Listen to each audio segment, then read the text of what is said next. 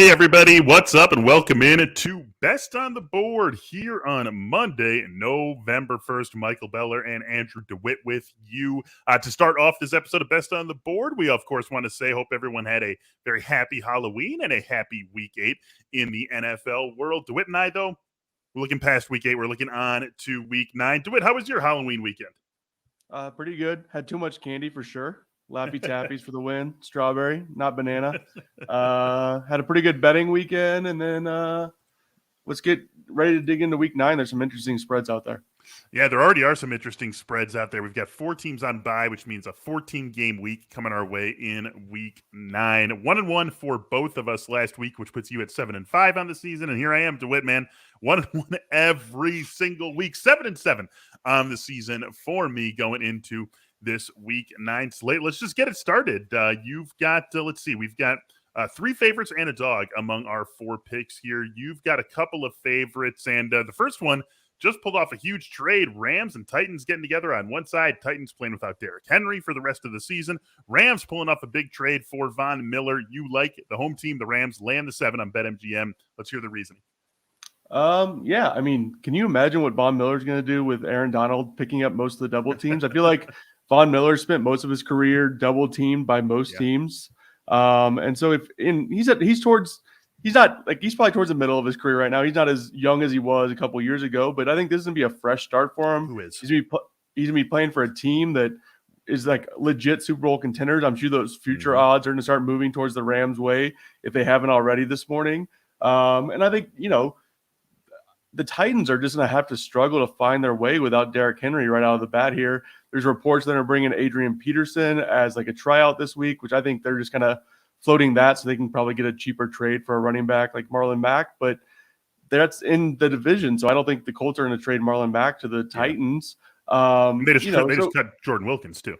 Right. So where are the Titans going to go to get a running back this week? And maybe that's allows Ryan Tannehill to throw the ball to A.J. Brown some more, but I just don't see the Titans offense kind of figuring it out this week. I think going into the Rams are a really tough matchup. You have no history between these two teams because they're cross-conference. They don't play that often.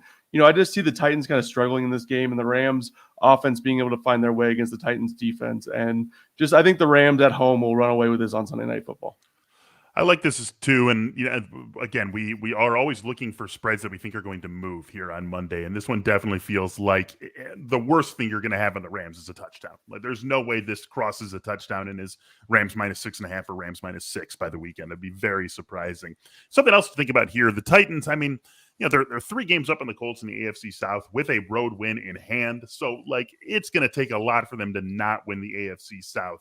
Like this game, in the grand scheme of things, doesn't mean anything to the Titans. Like a loss to the Rams, this really isn't going to affect the Titans long term. So it's almost like a good week for them to use as a feeling out period. Like, what is this new offense, this Derrick Henry-less offense that we're going to play for the rest of the season? So I wouldn't be surprised to see them, just take it sort of easy, as easy as a team can take it in an NFL week. I like this pick quite a bit. Rams -7 against the Titans. I'm going to go to the total opposite end of the spectrum. You're backing the Rams. I'm backing the Houston Texans, 7.5-point underdogs in Miami in Week 9.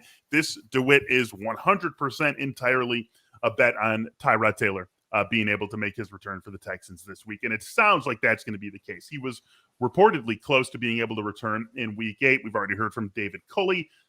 No surprise here. No quarterback controversy between Tyrod Taylor and Davis Mills. When Tyrod is ready to come back, he is going to be this team's starter. This is just way too many points for this team to be getting with Taylor back under center. Go back to Week 1. We know that this team can be plucky with Tyrod Taylor as the starting quarterback, a game where they beat the Jaguars and not only beat them, but just crushed them, put up 30 whatever points in that game. Like, this is not a terrible, hopeless offense when Tyrod Taylor is the starting quarterback. And so I think the moment we hear good news about Taylor in practice this week, we see this come down under a touchdown. I want to jump on it right now while I can still get the Texans getting more than a touchdown in Miami. This is going to be, I think, a short-lived opportunity. I'm grabbing it while I can. Yeah, I think the Texans, I don't think the Dolphins should be a 7-point favorite against any team in the NFL. Just pointing that out. I mean, the Texans have been really bad the last couple of weeks, but like you said, there's good optimism. Tyrod Taylor comes back this week. The Dolphins have not looked very good. They're coming off a road game last week. I mean, I can see why this line is going to move towards the Texans during the week, and that's why one reason to grab it early. I think they played better, they being Miami. I think they played better than the 26-11 final score against the Bills suggests in that Week 8 game, but they were still just putting up 11 points. When I say I think they played better, I think they actually did a decent job keeping the Bills' offense in check. Josh Allen made a few nice plays, which we expect from Josh Allen, but they really made that an inefficient passing game, kept Stephon Diggs down for most of the game, made the Bills win by death of 1,000 cuts with Cole Beasley. And so I think that was a nice defensive performance from Miami. But still, this is not a team that should be laying 7.5 against anyone. This is a one-win team that won one win coming way back in Week 1 against the Patriots. And if Damian Harris doesn't fumble late in that game, we could be talking about an 0-8 Dolphins team very easily. So they do not deserve to be 7.5 point favorites, against anyone. Definitely not a team in the Texans getting their starting quarterback back almost certainly this week. Let's go on to your next pick here, DeWitt. Ravens and Vikings getting together in what could be a fun game if we get the good version of the Vikings. Ravens open up at BetMGM as 5.5 point favorites. What do you like here and why? Like we were talking about earlier, you just want to grab a line that you think is going to grow during the week. This seems like a line that the odds makers didn't want to put it down at like 3.5 or 4 for the Ravens, but they didn't want to put it all the way at 7 because they were thinking people are going to come grab the Vikings at 6.5 or 7.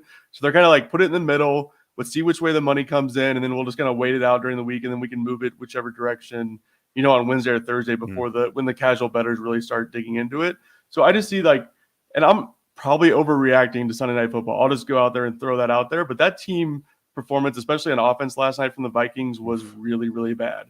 Like they have Kirk Cousins, who's this multi-million-dollar quarterback they paid. They have great running back. They have 2 stud wide receivers in Adam Thielen and Justin Jefferson.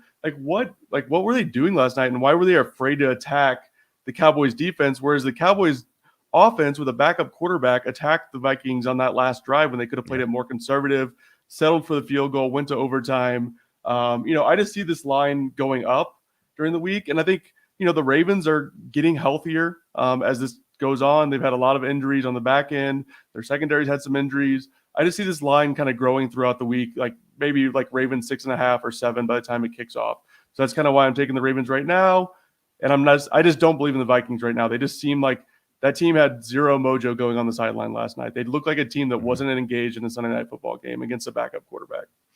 Jekyll and Hyde team the Vikings are. We know that offense can be really good. We've seen it. We've seen it against bad teams. We've seen it against good teams. We've seen that be a really explosive offense. And I was expecting, with Dak, without Dak, I was expecting that to be a strong offensive performance from the Vikings. With Dak, I was expecting it to be an up and down sort of game. But even when we knew Dak wasn't going to be playing last night, that wasn't going to necessarily force the Vikings to have the foot on the gas all night, but I still thought we would see a really efficient performance, especially from the passing game. Just wasn't there. Justin Jefferson did have to spend some time out of that game dealing with some minor injuries. He was in more than he was not in. Just 4 targets for Justin Jefferson, with just a discombobulated game from the Vikings right from the jump. And so I think there's a bounce back possibility here, which is why I can't get fully on board with this pick of yours as opposed to the Rams-Titans one. But I see the logic, and I see where you're going with the Ravens team that, got a well-timed bye and can come off of that for this home game with the Vikings. Last NFL pick of the show here, DeWitt. I am going to the Buffalo Bills. Biggest spread on the board right now. Bills minus 14.5 at the Jaguars. I'm going to keep this one nice and simple, DeWitt, and you can tell me what you think about it. The Bills have played 4 games this season where they were head and shoulders better than their opponent. They've played both of their games against the Dolphins. They played the Washington football team, and they played the Houston Texans. First game against the Dolphins, 35-0. Next week, they play Washington, 43-21. Week after that, they play Houston, 40-0. And then just yesterday, their second game against the Dolphins, 26-11. When this Bills team gets a team in front of it that it is clearly head and shoulders miles better than, it just takes care of business and blows them out of the building. And I don't see any reason to think that that's not going to be the case against a listless Jaguars team that just really laid an egg in Seattle in what felt like could be a favorable spot for them against a ho-hum Seattle defense coming off a bye, and they get blown out of the water 31-7. I think the Bills cruise in this game. Yep, I agree. There'll be tons of Bills fans down in Jacksonville enjoying the sun. The Bills players will probably be enjoying the sun. I mean, I just think there's all the right reasons to get on the Bills right here. I bet on the Jaguars plus 3.5 against the Seahawks. So did I. I took the money line. I took the money line on that one. Yeah, I thought it was a great situation for them. They just won. They had their bye week after going to London. They they had to travel cross country again, which maybe played a factor in that. The travel always is a thing, but I just expected a lot more from the Jaguars yesterday. But I guess let's just go back to the basics. It's Urban Meyer team. We know what's going to happen there. So yeah, I think the Bills is a safe play right now, and I think that line will go up throughout the week. Plus, we've seen this trend right now of these favorites that are big favorites, except for the backdoor cover by the Texans yesterday. It's been like some blowout games. So I think we're seeing bigger spreads than we're used to. We're seeing these teams take care of business. I think the Bills is a good bet right now at 14.5. Yeah, the Bills have now shown us 4 opportunities that they've had these big spreads, and 4 times they have covered these big spreads. They just don't seem like the sort of team thus far that has been vulnerable to that backdoor cover. So I will go ahead and hope that the Bills make it 5 for 5. Give me the Bills minus 14.5 at the Jaguars. DeWitt, that's it for this episode for you, at least. Thanks for being with us on Best on the Board. Have a good one. All right. Of course, anyone with us on Best on the Board thinks that sports are a little bit more fun with some skin in the game. Our partners at BetMGM going to help you do just that. Right now, you can bet $10 to win $200 plus get a free 3-month subscription to The Athletic if you just go to betmgm.com/TABest. Got to act now to take advantage of this offer from the king of sportsbooks. Again, that's bet 10, any bet, whatever it is. Bet 10, win $200 plus get a free 3 months to The Athletic if you go to betmgm.com/TABest. This is a new customer offer for those of you at BetMGM. Terms and conditions apply. All right. It is Monday, which means it's an NBA day on Best on the Board. Melas joining us now. Tass, what's going on? How you doing, Michael? I'm doing great. Thanks for asking. I'm doing good, man. I'm excited to build on what you had for us a week ago, a 1-1 week for you. I went 0-1 with my Monte Morris pick. Didn't come through for me, but we're getting our feet wet with this NBA season. Things have picked up for us in the NFL side of the operation. Hopefully we can start doing that here with the NBA and this episode. And got a good slate, a good full Monday slate of games. Certainly no shortage of options for us at BetMGM. You got a couple of dogs you like for us. Let's hear the first one. Portland +2 at Philadelphia. It's an interesting one because Philadelphia is looking good. Joel Embiid, his knees are not looking so good. If you watch him play, despite them winning 2 games in a row, he hasn't been great. He is banged up. And I think Yusuf Nurkic on the other side of the ball is going to be a pretty good matchup for him. Nurkic is playing well this season, even though the Blazers aren't playing to their capabilities. Nurkic is bonding with Coach Chauncey Billups. There, a great article written by Jason Quick on that on The Athletic. I see them bouncing back like they have after every loss with a win this season. They lost yesterday, so it is a back-to-back for Portland. They had a close game with Charlotte that went down to the wire, but they lost, and Damian Lillard still has not come out of that shooting slump he's had all season. But against this Philly backcourt, I see that as a good possibility of happening. Tyrese Maxey and Seth Curry. Tyrese Maxey, a young player, did play well in their previous game, but I like looking at that and saying, well, he's not going to have a great game every single night out. So if they bring in Matisse Thybulle to guard Damian Lillard, which will happen throughout the game, I think it might even be too late when they bring him off the bench in the second, third quarter. Blazers bounce back, while the Sixers, I think their record is showing that they're better than they actually are. So I like Portland in this spot. Something we always like to think about when we're considering our bets is the other side of this. If you were going to have a pause in this one, if you were thinking that this one goes off the rails for you, where can the Sixers make it go that way? That's a very good question. I think Tobias Harris can probably go off against the Blazers defense. Tobias Harris is a guy who's had more of a role this year, and he could easily go for 25, 30. He's feeling good in his role. So it could be there. And the Lillard slump, which is a huge mystery, although it did happen last year in the March-April run of games. There was about a 10-game run where he was shooting about, 34%. If that continues, then the Blazers are in a bad spot. But Damian Lillard is a leader, and what happens in the NBA when you've got a guy like that is you bounce back after losses. Again, every single loss for the Blazers has been followed up by a win, so I see that happening. All right, I'm going to take us over to Propland as I did last week. Propland, beautiful place. Propland is, I mean, it's lovely this time of year too. Right? You know, like fall. It's just fall's when you want to be in Propland, absolutely. And hey, I was in Propland with the Nuggets last week. I'm going back to Propland, back with the Nuggets, but the other side. Give me Desmond Bane over 15.5 points for a few reasons. First and foremost, it's a number he's hit every single game this season. Clearly, he's going to have a big role for this Memphis team. I think even when Dylan Brooks is able to return from his hand injury, Desmond Bane is going to retain a pretty large role for this Memphis team this season. He's averaging 18.8 points. He's averaging nearly 30 minutes a game, and he is shooting a ton of threes, as we would expect. No fewer than 6 3-point attempts in any game for Desmond Bane this season. He's connecting on him at a good rate, but at this point, 15.5 points, we really just want to see the fact that he's getting to put them up there. And so I think as long as he can stay in the groove that he's been in this season, 15.5 feels like a pretty soft number for him. And that actually is the only thing that has me concerned in this one, Tess, because not only is it at a number that is 3 points below his season average to date, but I'm getting even money on this. This is not something where BetMGM is asking me to lay a little bit of juice at minus 110 or minus 115. This is plus 100. So it does feel a tiny bit trappy, but I feel okay with the way Bane's been playing, with the opportunity he's been getting, the run he's been getting, playing alongside John Morant. I think he's able to keep this rolling and get over the 15.5. Quite trappy. There's something about that doesn't feel right. If it's below his average, maybe people think that he's playing a Denver Nuggets team that plays an up and down style and gives up a lot of points, but that is not the case. They will slow it down when they want, and their defense has been really, really solid to start the season, like it was last year. So I'm a little bit worried here, Michael. I got to be honest. That number just doesn't feel right. Is it a case of a guy who doesn't have a huge name in the NBA? Not a huge track record of being this sort of player. Right. You know, a second-year guy. Are they just looking for bets? Period. Is that the idea behind this low line? I'm not sure.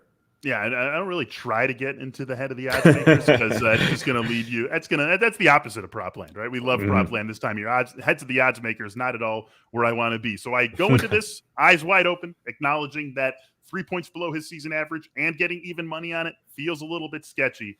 But with the run he's getting, it's really that. It's the shot attempts he's getting every game and the amount of playing time he's getting every game, with Ja taking away so much of the attention in the backcourt too. Like, this just feels like maybe we're not quite catching up to the sort of role Desmond Bane's getting. So that's true too. Like I said, right? I mean, Dylan Brooks was going to be that secondary guy in the backcourt. And so with him out, I just feel like maybe we haven't fully caught up to the player that Memphis is going to be asking Desmond Bane to be for this entire season. So I will take this opportunity while I've got it, even while acknowledging feels a tiny bit trappy on this one. We got one more pick for you. Bulls and Celtics. Bulls 2.5-point dogs in Boston. What do you like here, Tess? Well, the Chicago Bulls are just playing far better basketball than the 2-4. They are. They're 5-1. The Celtics are 2-4. So this honestly feels a tiny bit trappy. The Bulls are 2.5-point dogs. The Chicago just defeated the last undefeated team, the Utah Jazz, on Saturday night, and it was a gritty win. It was a non-Bulls type win. Over the last few years, they haven't been able to win games where Zach LaVine didn't play all that well. Same goes for Nikola Vucevic. He didn't play all that well. But I think Zach LaVine is taking the next step as a star, winning games that just don't seem winnable when he didn't have a good shooting night. But him and his teammates gritted it out. While on the other side, the Boston Celtics are not doing that. They're not playing together on either end. They're just not cohesive on either end. And I'm probably looking way too much into things. But on Saturday against the Washington Wizards, the Celtics lining up for a free throw. And it was Washington, Spencer Dinwiddie at the line. And Al Horford of the Celtics does this thing when someone bricks a free throw. Someone bricks it and he ducks as if someone's throwing something at him. Ha joke. Well, Jason Tatum also did it at the exact same time as Spencer Dinwiddie did it. They're joking around on this team. It's like a flashback to last year where everything, they're playing hard at times, but I just feel like this locker room isn't ready to take that next step like the Bulls are. And I definitely want to point out that I could be very wrong about this Bulls team, but it just feels like they are, as you said, the trophy's coming. It feels like it just feels like they are ready to take that next step. While Boston, is absolutely not. They lost 2 games in a row to the Washington Wizards, and that's not easy to do in NBA action, especially earlier in the year. You really predominantly see splits when teams play 2 games against each other in a row. So the Celtics don't like the spot for them. 2.5 for the Bulls. Getting points, I would think that the Bulls would absolutely be favorites in this game. So it feels a bit odd, but if you're watching the games, I think the Bulls should win this outright. And they've certainly looked the part this season. Front court a little bit in flux as they figure out the rotation with Pat Williams out for the bulk of the season here after suffering that wrist injury. But this is one. But even on Saturday, they had the bigs come in. Tony Bradley came in. Derek Jones Jr. got the most minutes that he's had all season, and they figured it out. It just feels like, again, the locker room is ready for that next man up type mentality, while Boston is not. Yeah, they had a really strong narrative of winning the offseason in Chicago with all the moves that they made, and it's picked up right there, exactly where you would want it to be if you were buying into that narrative. So that's going to be our final pick for this show, Bulls plus 2.5 at the Celtics. That will wrap up this episode of Best on the Board. Thanks to everyone on YouTube for joining us, and of course, all you out there in the regular podcast world, thank you as well. If you are following any of our picks, good luck. Hey, if you're going against us, good luck as well. We want you out there to be happy and winning. For Melas and Andrew DeWitt, I am Michael Beller. Best on the Board returns on Thursday. Good luck tonight. Happy betting. We'll talk to you soon.